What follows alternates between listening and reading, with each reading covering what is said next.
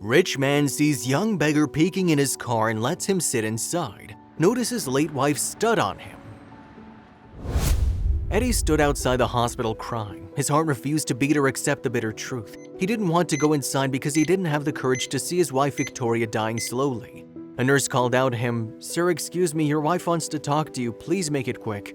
Eddie ran inside as fast as he could. He knew these could be his wife's last words. Tears flooded his eyes as he walked into her ward and saw her waiting for him to promise to find her son he'd never seen before. "Darling, I think I won't make it. My time has come," Victoria said, holding Eddie's hand. He restlessly looked at the cardiac monitor and saw Victoria's heart rate lowering. Victoria continued, "Promise me you'll find my son and tell him Mama was sorry for what she did 8 years ago. I want him to know how much I loved him and missed him. Will you do this for me?" Eddie knew this would be his last vow to his wife. "I promise to find your son, darling," he replied, tears flowing down his eyes. Victoria had been fighting her illness, hoping to see her son one last time before her death.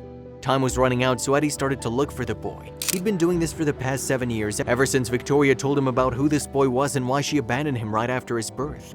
8 years ago, Victoria was young and naive. She fell in love with a young man named Brody and conceived his child. She believed he'd marry her, but when she arrived at his rented apartment, she found he was gone. She found a note on the lock, "Please move on with your life. Please forget me and don't look for me. I'm leaving the city. I cannot take care of you and this child." Victoria was shattered. She was an orphan and her only connection in the world was her child growing inside her, feeding on her fear, pain, and happiness. She delivered an adorable baby boy a few months later. Though she wanted to raise him, she couldn't do it alone because she had no means of money. Moreover, she wanted to move on and thought having a baby too young would ruin her life. A week later, Victoria gave her newborn baby boy up for a closed adoption. She removed one of her studs with a unique monogram and pinned it to the baby's dress. She left him a note that read, "Mama loves you no matter how far you might be. Love you forever and ever. Goodbye, love." Victoria's world changed from that moment. She never looked back at her baby and moved on. Then she found Eddie, a wealthy man who often dined at the restaurant she waitressed. Eddie headed a successful startup. Like Victoria, he was an orphan. He fell for her innocence and beauty and knew she was the one. The couple dated for a year and vowed never to keep secrets from each other. Victoria came clean about her failed relationship with Brody and her child, and Eddie loved her more for being honest and soon married her. They lived the happiest of days as Eddie's business reached its peak. They were rich and could afford anything in the world but a baby. Doctors told Victoria that she couldn't conceive again, and the prognosis hit her like a bag of bricks. "Am I cursed for abandoning my son?" she cried and decided to find him, but fate didn't pave an easy way for her. Since it was a closed adoption, her only clue to finding him was the stud she left him. Eddie and Victoria looked for the boy tirelessly until they faced another painful blow. Victoria was diagnosed with a terminal illness and didn't have much time to live. "Will I see him before I die? Did you find my son, darling?" she painfully asked Eddie at the hospital, and Eddie's silence broke into a look of disappointment. Victoria died 2 days later, taking her unfulfilled desire to reconcile with her son to the grave. But Eddie was determined to keep his promise. He searched for the boy for several months and even posted pictures of his late wife's stud online, hoping her son would check it out and contact him. When nothing yielded results, Eddie drove to the cemetery.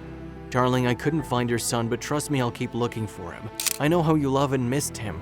I'll do all it takes to fulfill your last wish." Eddie was on his way home from the cemetery when he pulled over near a flower shop.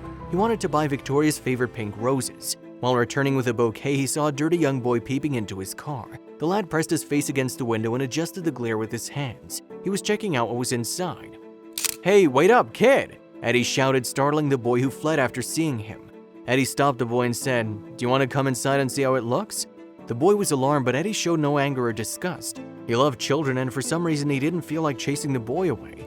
Eddie opened the car door and made the boy sit in the front. The boy, presumably 7, was shy. He settled and looked around the car in amazement, making sure not to touch anything. He was still scared of Eddie. "Do you like it?" Eddie asked him. A sparkling piece of metal on the boy's t-shirt suddenly caught his eye. He tried grabbing it for a closer look, but the boy withdrew and screamed, "It's my mom's, don't touch it!" Tears rose from Eddie's eyes. He took the other stud Victoria gave him and showed it to the boy. "This is also your mother's," he revealed. The boy burst into tears as he recognized the stud. It was identical to the one he was wearing. Then he showed Eddie the note Victoria left when he was a baby. "These are the only gifts my mom left for me." He revealed he was adopted by a family that wasn't kind to him, so I ran away and left them. I had nowhere to go and wandered the streets. I slept in parking lots and ate from dumpsters. I looked for my mom but never found her. Eddie couldn't hold back his tears and hugged the boy. He drove him back to the cemetery and showed him Victoria's grave. "Son, that's your mom's resting place." The boy turned pale with shock and pain.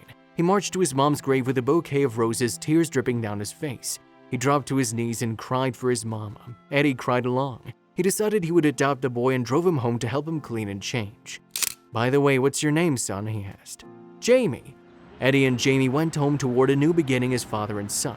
It rained that day while it was still sunny, and Eddie couldn't help but believe those were Victoria's tears of joy from heaven. If you liked the video, please give it a thumbs up and consider sharing it with someone who may find it interesting. Thanks for watching, and I'll talk to you in the next one.